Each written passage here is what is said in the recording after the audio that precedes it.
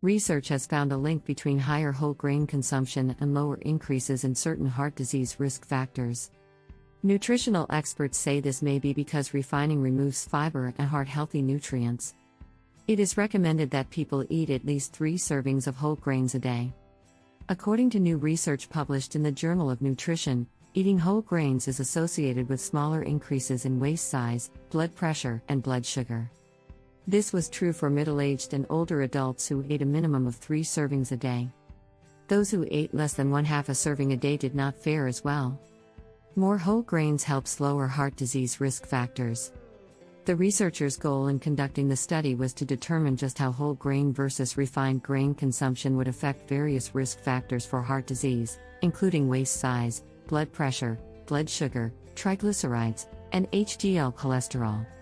The team used data from the Framingham Heart Study Offspring cohort, which began in the 1970s, to assess these risk factors.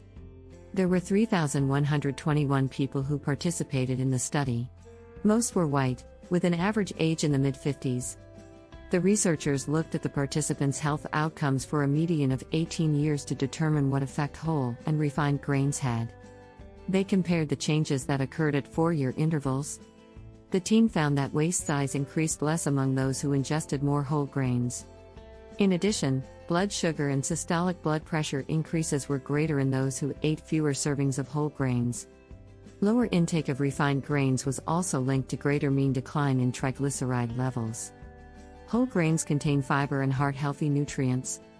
According to Mary John Luty, Ph.D., Chair of the Department of Public and Allied Health and Associate Professor, Food and Nutrition at Bowling Green State University in Ohio, whole grains are better for us because they include all the edible parts of the grain kernel, the bran, the germ, and the endosperm.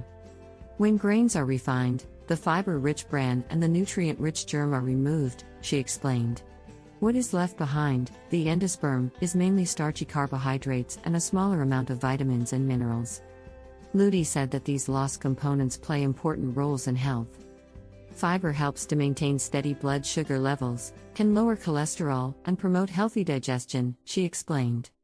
The combination of fiber with B vitamins, thiamine, riboflavin, niacin, vitamin E, minerals, iron, magnesium, selenium, zinc, provides a host of disease prevention benefits, including lower levels of inflammation and reduced rates of heart disease, hypertension, stroke, type 2 diabetes, colon cancer, and obesity.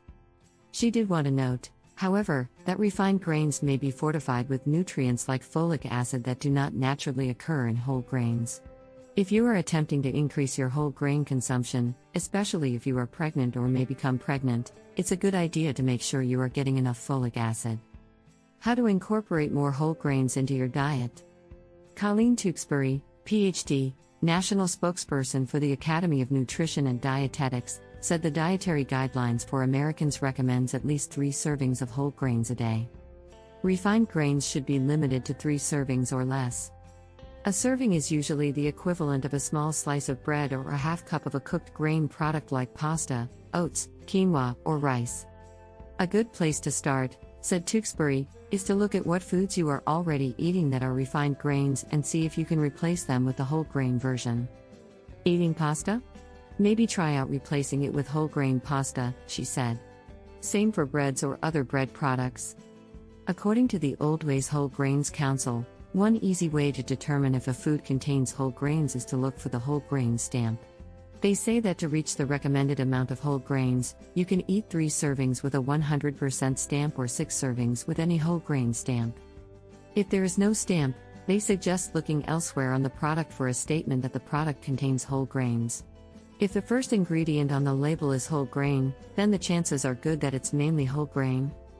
Some of the terms that may be used to identify whole grains include whole grain, name of grain, whole wheat, whole, other grain, stone ground whole grain, brown rice, oats, oatmeal, including old-fashioned oatmeal, instant oatmeal, wheat berries.